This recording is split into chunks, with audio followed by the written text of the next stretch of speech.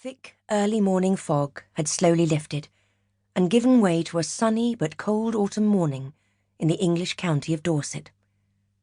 The countryside was looking glorious, at its green and pleasant best, as I headed for the experimental new town of Poundbury. The leaves on the trees were the colour of rich orange marmalade. It was the perfect day to witness a rare event. The Queen, the Duke of Edinburgh, the Prince of Wales and the Duchess of Cornwall were to visit the town where Charles has implemented all his unorthodox ideas about urban planning.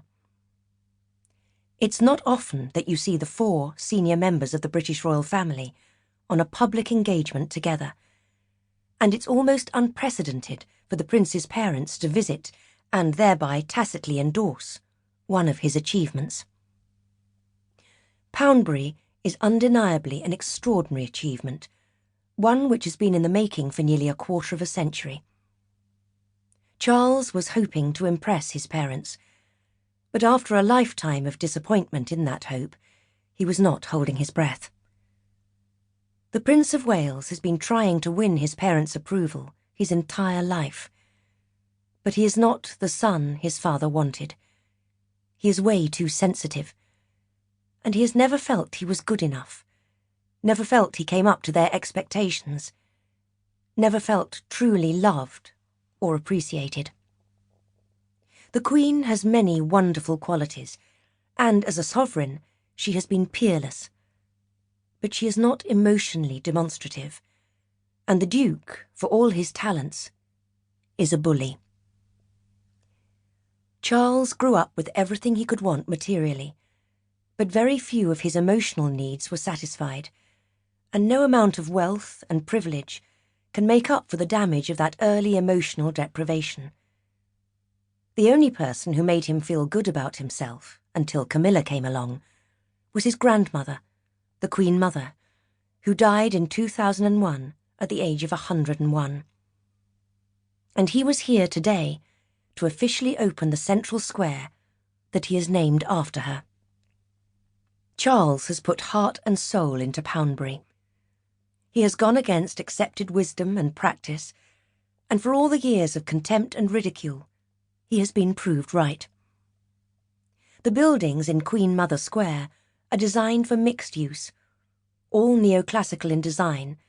One bears a striking resemblance to Buckingham Palace, and most are named after the Queen Mother's favourite racehorses. After a tour of some of the buildings and some speeches, the Queen was to unveil a bronze statue of her mother that stands imposingly, 3 metres high, in the centre of the square.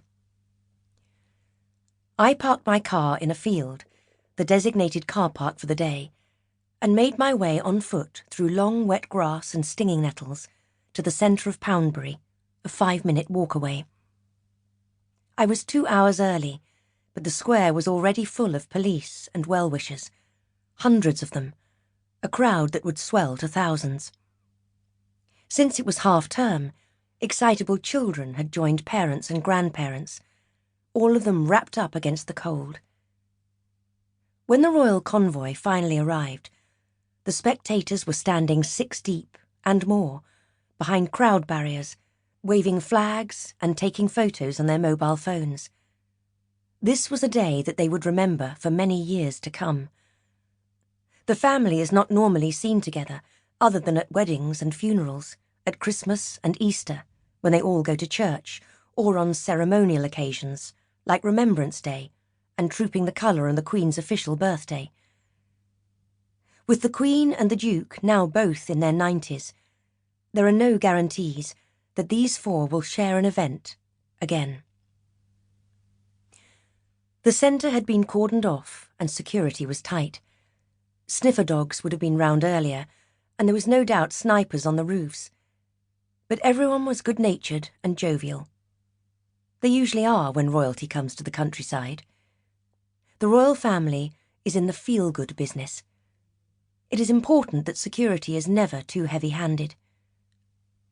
The town feels like no other I have ever visited. I was last there in 2004, when I was given a guided tour by the development manager.